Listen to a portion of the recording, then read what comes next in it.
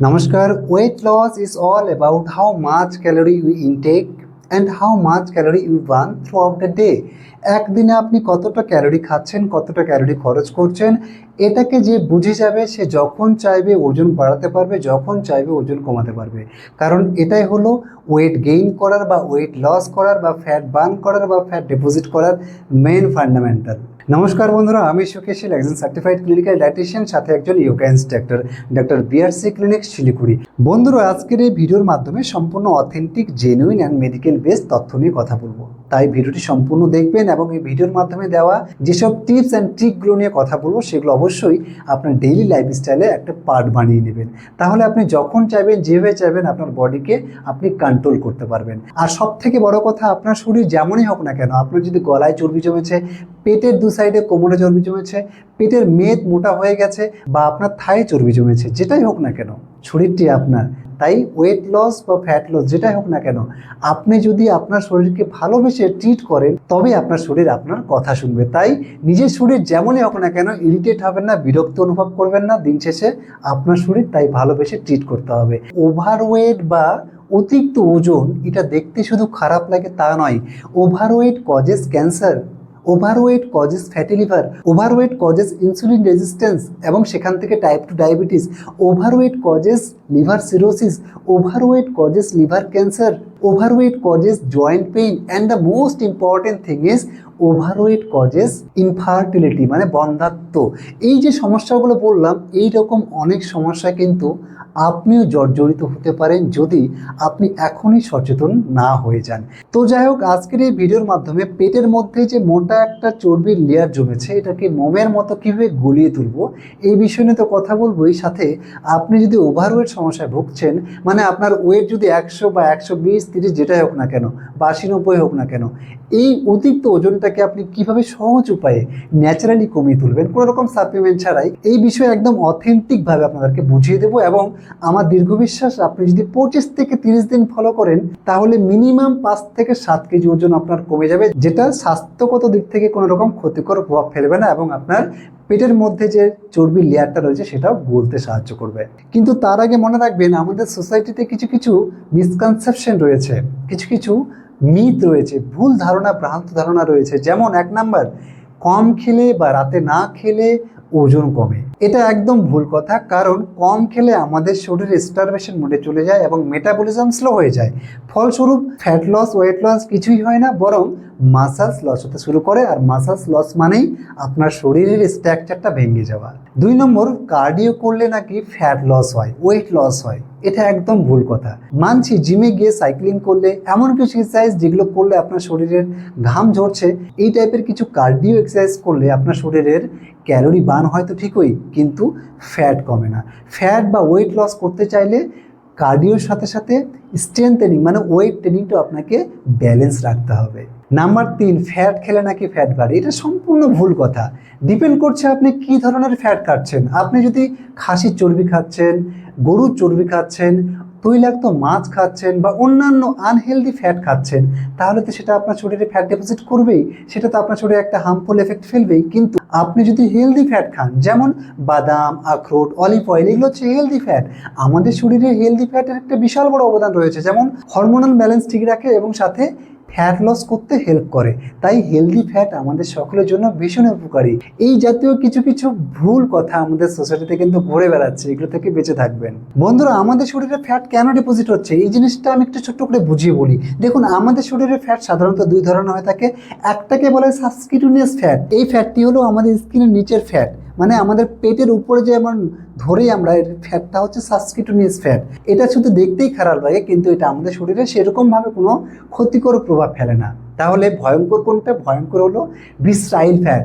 এটা মানে হলো আমাদের ইন্টারনাল অর্গান, যেমন লিভার, প্যানক্রিয়াস, গলব্লাডার, কিডনি, এইসব অর্গানের উপরে যে একটা ফ্যাটের লেয়ার তৈরি হয়, এটা আমাদের শরীরের জন্য ভীষণই ক্ষতিকর প্রভাব ফেলে। যেমন 1 নাম্বার, ইনসুলিন রেজিস্ট্যান্স হয় এবং টাইপ 2 ডায়াবেটিসের ঝুঁকি বাড়ায়। 2 নম্বর, কার্ডিওভাস্কুলার ডিজিজ, হঠাৎই হার্ট স্ট্রোকের ঝুঁকি বাড়ায় এবং হাই ব্লাড প্রেশার করে তোলে। এই জাতীয় আরও অনেক রকম সমস্যার সম্মুখীন কিন্তু আমরা হতে পারি। তো যাই হোক, আমরা কথা বলছি সাবকিউটেনিয়াস ফ্যাটটা নিয়ে, মানে পেটের উপরে যে চর্বিটা রয়েছে এটাকে আমরা গলাবো আজকে। কিন্তু বিষয়টা হলো এই চর্বিটা কেন ডিপোজিট হচ্ছে, এটার পিছনে কয়েকটি মেজর রিজন রয়েছে বন্ধুরা। নাম্বার ওয়ান, যদি আপনি বেশি বেশি চিন্তা করছেন, স্ট্রেস নিচ্ছেন, ফ্রাস্ট্রেশন, অ্যাংজাইটিতে ভুগছেন সর্বদা, তাহলে আপনার শরীর কি করে জানেন, একটা স্ট্রেস হরমোন তৈরি করে যার নাম কর্টিসল হরমোন। এটার কারণে আপনার শরীরে ফ্যাট ডিপোজিট হয়, স্টোর হয়। 2 নম্বর, আপনি যদি কম ঘুমোচ্ছেন, 7 থেকে 8 ঘন্টার একটি সাফিসিয়েন্ট স্লিপ যদি আপনি না নিচ্ছেন ডেইলি লাইফস্টাইলে, তাহলে ওয়েট লস এবং ফ্যাট লস খুব দ্রুত গতিতে কিন্তু আপনি লক্ষ্য করতে পারবেন না। এবং 3 নাম্বার, সেডেন্টারি লাইফস্টাইল, মানে কোনো মুভমেন্ট নেই, নড়াচড়া নেই, এক চেয়ারে বসে কাজ করা, বাড়িতেই হোমওয়ার্ক করা, বাইরে কোনো রকম ফিজিক্যাল অ্যাক্টিভিটি নেই, কোনো রকম এক্সারসাইজ নেই, হাঁটাচলা নেই, ওয়াকিং নেই। এবং সব থেকে গুরুত্বপূর্ণ 4 নাম্বার, রিফাইন্ড কার্বস এবং sugary items. Refined carbs means যেসব খাবার থেকে মিনারেলস, ভিটামিনস উঠিয়ে নিয়ে সেই খাবারের গুণগত মান কমিয়ে দেওয়া হয়, যেমন যেসব খাবারগুলো আটা ময়দা থেকে বেকারিতে তৈরি হচ্ছে, কেকস, বিস্কিট, এই জাতীয় কিছু খাবার, সাথে কিছু সুগারি আইটেমস যেমন কোল্ড ড্রিঙ্কস এবং পালিশ চাল, যেটা আমরা সকলেই খাচ্ছি আজকাল, এই টাইপের খাবারগুলো যদি আপনি না কমান, তাহলে প্রপার ওয়েতে আপনি ওয়েট লস বা ফ্যাট লস করতে পারবেন না। এবার কথা বলছি ডায়েট নিয়ে। সকাল থেকে রাত্রি অবধি আমরা কি খাবো? দেখুন, আমাদের শরীর নিজেই পারে ওজন বাড়াতে, নিজেই পারে ওজন কমাতে, ফ্যাট লস করতে। শুধু আপনাকে শরীরকে একটা জায়গা প্লেস করে দিতে হবে, একটা পরিবেশ করে তুলতে হবে আপনার শরীরের মধ্যে, তবেই আপনার শরীর নিজেই করবে, আপনাকে মাথা ঘামাতে হবে না।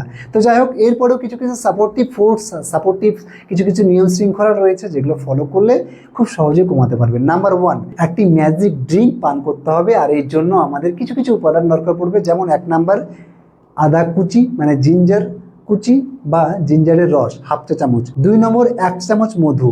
3 নম্বর, হাফ একটি লেবু বা 1 চা চামচ লেবুর রস। 4 নম্বর, দারুচিনি বা সিনামন পাউডার।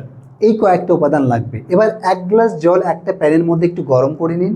তারপরে সেই প্যানের মধ্যে আপনি দিয়ে দিন আদা কুচি এবং সিনামন পাউডার। ভালো করে গরম হয়ে এবার সেই জল নামিয়ে নিয়ে সেখানে অ্যাড করুন 1 চা চামচ মধু এবং হাফ টিস্পুন বা 1 টিস্পুন লেবুর রস, সাথে হাফ টিস্পুন আপনি অ্যাড করুন চিয়া সিডস।